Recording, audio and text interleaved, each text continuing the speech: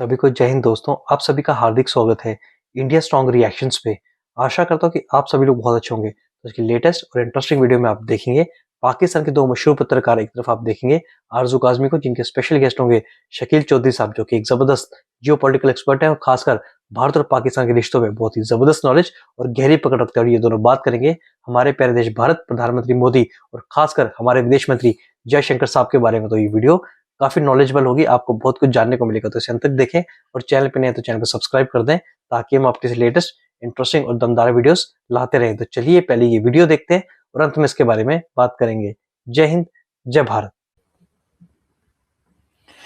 अस्सलाम वालेकुम, नमस्कार, सत श्री अकाल एंड गुड इवनिंग। मैं हूं आरजू काजमी और हमारे साथ शकील चौधरी साहब हैं। बहुत शुक्रिया सर कि आज आ पाए। Thank you so much. और सबसे पहले आपको नया साल मुबारक हो। आपको भी नया साल मुबारक हो and thank you for having me.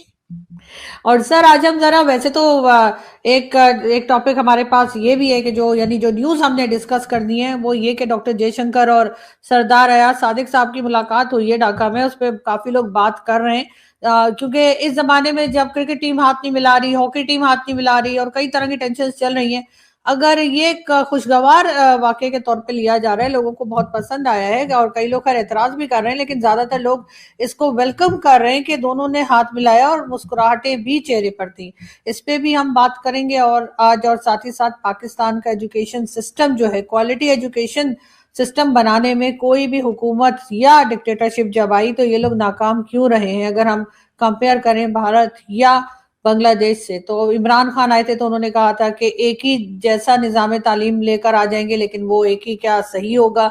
तो सर उस पे हम पहले बात करते हैं। और आपको क्या लगता है सर, ये जो क्वालिटी ऑफ एजुकेशन है जिसमें कि सिर्फ ये नहीं कि रट्टा लगा के पास हो गए या नंबर ले आए, लेकिन एक जहनी तौर पे जो एजुकेशन जो मिलती है हमारे यहाँ स्टूडेंट्स को, चाहे वो हमारा जमाना हो, बाद वाला हो या इस वक्त का हो या हमसे पहले का, कभी भी एजुकेशन के ऊपर ध्यान नहीं दिया गया या कोई खास इंपॉर्टेंस नहीं रही। क्या वजह है इसकी? जी, ये बड़ा अहम मौजू है and I am glad you are raising this issue. तो उसमें मसला ये है कि हमारी जो है ना प्रायोरिटी नहीं रहा। ये शोबा जो है तालीम का, जो शोबा है, it has never been our priority. तो इसलिए क्वालिटी एजुकेशन तो दूर की बात है, हम बेसिक एजुकेशन भी अपनी कौम को नहीं दे सके। अगरचे आइन में ये लिखा हुआ है कि जी स्टेट जो है वो फैसिलिटेट करेगी, लोगों को एजुकेट करेगी, लेकिन actually state is not serious about educating the public. और मैं कई दफा ये कोट कर चुका हूं कि हमारे 27 मिलियन बच्चे स्कूलों से बाहर हैं, 40% बच्चे स्टंटेड ग्रोथ का शिकार हैं। उससे आप अंदाजा लगा लीजिए कि हमारी स्टेट कितनी सीरियस है एजुकेशन के हवाले से। और जहां तक क्वालिटी एजुकेशन का ताल्लुक है, जिसमें क्रिटिकल थिंकिंग स्किल्स हों, मार्केटेबल स्किल्स सिखाई जाएं, उसमें तो हम बहुत ही पीछे हैं। तो हम जो भी ग्रेजुएट्स प्रोड्यूस कर रहे हैं उनकी क्वालिटी जो है बहुत पुअर है। और इवन आप देखिए सीएसएस जो है, कितने लोग उसमें अपीयर होते हैं और बहुत कम हैं जो पास हो पाते हैं। उसके बाद इंटरव्यू में कितने लोग फेल होते हैं। तो it is a sad reflection on our education system. और उसकी वजह एक ये भी है कि हमारे यहाँ शुरू से ही जोर जो है ना वो रट्टे पे है, मेमोराइजेशन पे है। और सोचने की सलाहियत जो है वो हमारा सिस्टम पैदा नहीं करता। क्रिटिकल थिंकिंग स्किल्स की टर्म तक जो है वो हमारे स्टूडेंट्स तो क्या, टीचर्स को भी मालूम नहीं होती। वो कभी इस तरह की चीजें डिस्कस नहीं करते कि चीजों को तनकीदी अंदाज से देखो, क्रिटिकली देखो, और जो भी चीज आप पढ़ते हैं उसको क्विकली बिलीव मत करो।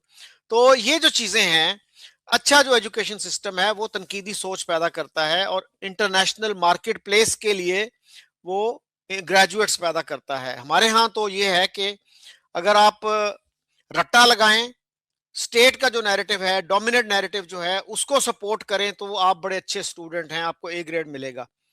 तो मैं बर्तानिया में पढ़ता रहा हूँ, तो एक पेपर मैंने लिखा जिसमें बीबीसी पे तारीफ की, सिंसियर तारीफ थी। तो मेरे जो सुपरवाइजर थे उन्होंने बड़े ढीले से मुंह से कहते हैं, it is good that you have praised the BBC, but it would have been better if you had also explored its weaknesses and constraints. कि यानी बीबीसी की तारीफ काफी नहीं है, उसकी वीकनेसेस और उसकी कंस्ट्रेंट्स और मजबूरियां जो हैं उनको भी डिस्कस करना जरूरी है। यानी कोई इदारा परफेक्ट नहीं है, इसलिए हर इदारे में कुछ ना कुछ फॉल्ट्स होते हैं, कुछ ना कुछ पॉजिटिव चीजें होती हैं, कुछ उसमें नेगेटिव्स होते हैं। तो वो तक जब तक आप नहीं उनका तजिया करते, उस वक्त तक आपको अच्छा ग्रेड नहीं मिलता। तो ये जो चीज है, मेरे टीचर्स जो थे, many of them were educated in the West, लेकिन उन्होंने कभी ये बात हमें नहीं बताई। शायद उनको अंदाजा है कि भाई पाकिस्तान जैसे माहौल में इसकी गुंजाइश नहीं है, यहाँ पे नहीं ये चीज चलती। हमारे यहाँ तो यही एक्सपेक्ट किया जाता है।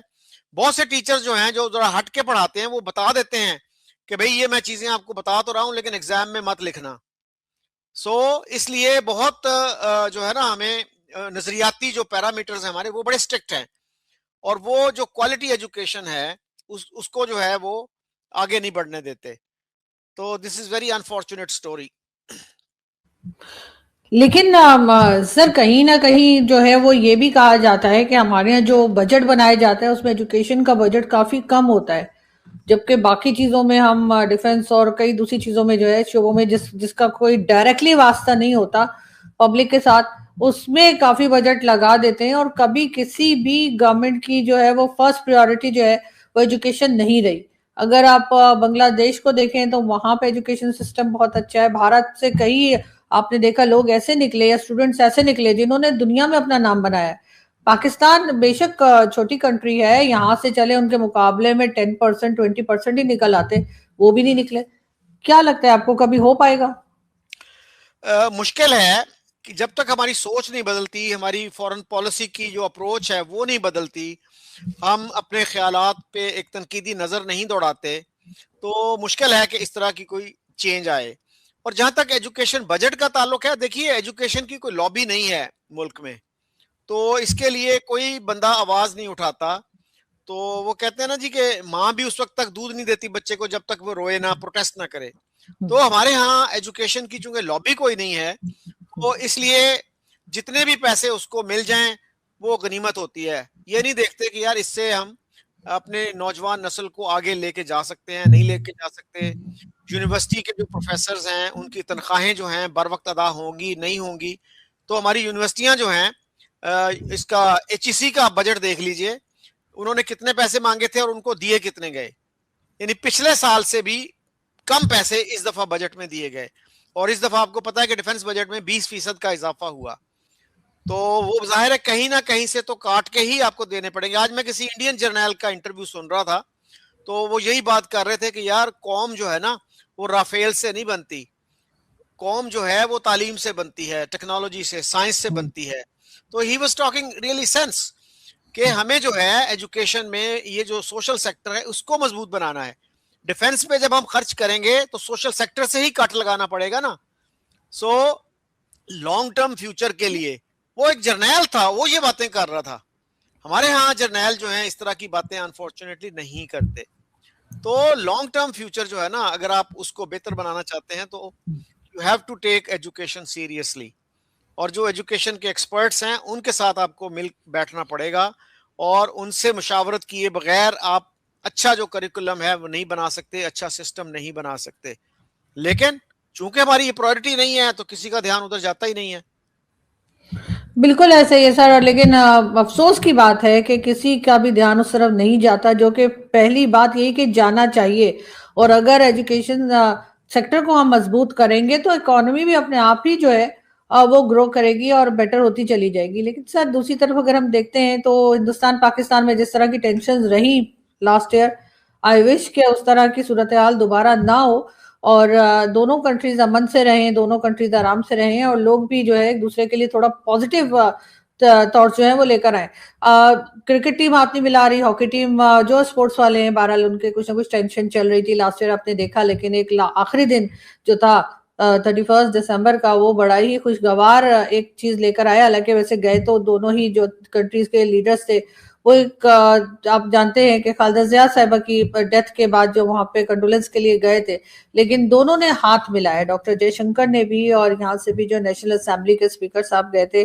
दोनों के दरमियान ना सिर्फ ये कि शेक हैंड हुआ है बल्कि चेहरे पे मुस्कुराहट भी थी। अब कई लोग कह रहे हैं कि जी वो ऐसे ही हाथ मिला लिया, कोई खास बात नहीं है, तो चले मान लिया कोई खास बात नहीं है, लेकिन जिस तरह का माहौल रहा है उसमें ये हाथ मिलाना आपको कितना इंपॉर्टेंट लग रहा है, और वो भी एक बड़ी खुशगवार और खूबसूरत मुस्कुराहट के साथ दोनों के चेहरे पे। मेरे ख्याल में तो बहुत पॉजिटिव डेवलपमेंट है, इसको वेलकम करना चाहिए। मैंने फेसबुक पे भी इसको वेलकम किया और कहा कि भाई इट्स अ गुड साइन, उस पे बिल्ड ऑन करना चाहिए। और अयाज सादिक साहब के लिए भी एक सरप्राइज का बायस थी और उन्होंने इसको अप्रिशिएट भी किया।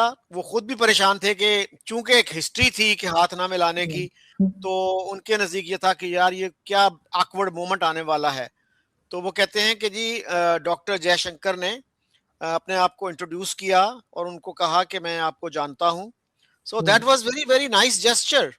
और उनमें कोई वो एरोगेंस नहीं थी कि जनाब the other person is suppose to know who am I. तो उन्होंने अपने आप को इंट्रोड्यूस करवाया। तो ये मेरे ख्याल में अच्छा है। और हमारे जो वजीर हैं, एक वजीर ने बड़ा इररिस्पॉन्सिबल सा बयान दिया कि जी ये मुनाफकत का मुसाफा है। मेरा ख्याल है इस तरह की जो चीजें हैं उनको अवॉइड करना चाहिए। इसी तरह के बयानात जो हैं इमरान खान की कैबिनेट के एक बंदे ने भी दिए थे कि जब प्राइम मिनिस्टर मोदी ने गुड विशेस भिजवाई प्राइम मिनिस्टर इमरान खान को जब उनको कोविड हुआ था, तो उसने कहा था जी हमें प्राइम मिनिस्टर मोदी की गुड विशेस की जरूरत नहीं है। That was very undiplomatic. तो हमारे जो वजीर हैं उनकी मेरे ख्याल में डिप्लोमेसी में कुछ ना कुछ ट्रेनिंग की जरूरत है and they should think before they speak. बिल्कुल ऐसा ही है सर। और यकीनन चाहे कुछ अरसे के बाद हो या कुछ भी हो, अगर इस तरह से कोई आकर मिलता है और कहीं से भी हल्की सी भी उम्मीद बनती है कि हिंदुस्तान पाकिस्तान के टर्म्स थोड़े से बेहतर हो सकते हैं, तो बिल्कुल उसको वेलकम ही करना चाहिए। दोस्तों आशा करता हूँ कि वीडियो को आपने अंत तक देखा होगा और हमेशा की तरह आरजू काज़मी और शकील चौधरी साहब का ये पूरा डिस्कशन आपको काफी पसंद आया होगा। मैं हमेशा से कहता हूँ कि शकील चौधरी साहब एकदम बेबाक होकर बात करते हैं और खासकर भारत और पाकिस्तान के मुद्दे पे एकदम निष्पक्ष रहते हैं। तो आशा करता हूँ कि वीडियो आपको काफी पसंद आएगी। वीडियो अगर आपको अच्छी लगी तो इसे लाइक और शेयर जरूर करें और अपने विचार हमें कमेंट सेक्शन में लिखकर जरूर बताएं। एक बार फिर चैनल पे नए तो चैनल को सब्सक्राइब कर दे। तो चलिए फिर मिलेंगे ऐसी किसी लेटेस्ट और इंटरेस्टिंग वीडियो में। तब तक अपना ध्यान रखिए। जय हिंद, जय भारत।